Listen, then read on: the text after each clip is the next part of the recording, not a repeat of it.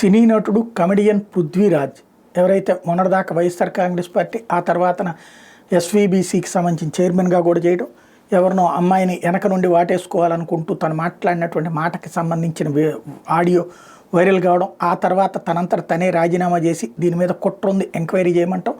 అయితే ఆ రాజీనామాని ఆమోదించేసినటువంటి అప్పుడున్నటువంటి చైర్మన్ వైవి సుబ్బారెడ్డి ఆ తర్వాత ఇన్వెస్టిగేషన్ మాత్రం చేయకపోవడం, దాంతో తనని పట్టించుకోలేదు అన్నటువంటి ఆగ్రహంతో రగలటం, ఎలక్షన్స్ ముందు తను జనసేనలోకి చేరడం, జనసేనలో చేరిన దగ్గర నుంచి తీవ్ర స్థాయిలో జగన్ మీదన సెటైర్లు, వైఎస్ఆర్ కాంగ్రెస్ పార్టీ మీద సెటైర్లు వేస్తూ ఉండటం, ఈవెన్ ఎలక్షన్స్ అప్పుడు కూడా విస్తృతంగా ప్రచారం చేయడం. ఆ పృథ్వీ తాజాగా లైలా సినిమా ఫంక్షన్లో 151 గొర్రెలు 11 గొర్రెలు అంటూ సినిమాలోనే ఏదో బిట్టు గురించి కామెంట్ చేయడం, దాని మీద వైఎస్ఆర్ కాంగ్రెస్ పార్టీ వాళ్ళు వైరల్ చేస్తూ దాని మీద బాయ్కాట్ లైలా అంటాం.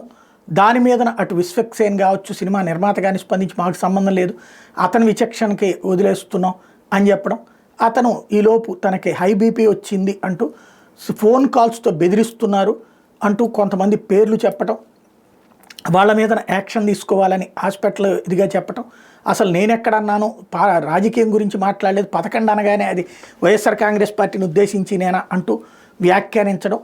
ఆ పృథ్వీ ఇప్పుడు తాజాగా సైబర్ క్రైమ్ పోలీసులకి ఫిర్యాదు చేశారు. హైదరాబాద్లోనే ఏదైతే లైలా ప్రీ రిలీజ్ ఈవెంట్లో తను చేసిన వ్యాఖ్యల మీద social media wing, YCP social media wing వాళ్ళు గత 2 రోజులుగా ఫోన్ కాల్స్ మెసేజెస్ పెడుతూ వేధిస్తున్నారని వాళ్ళ మీద ఫిర్యాదు చేశారు. తన కుటుంబ సమేతంగా వెళ్ళి ఫిర్యాదు చేశారు, తమ కుటుంబాన్ని చంపేస్తామని బెదిరిస్తున్నారంటూ.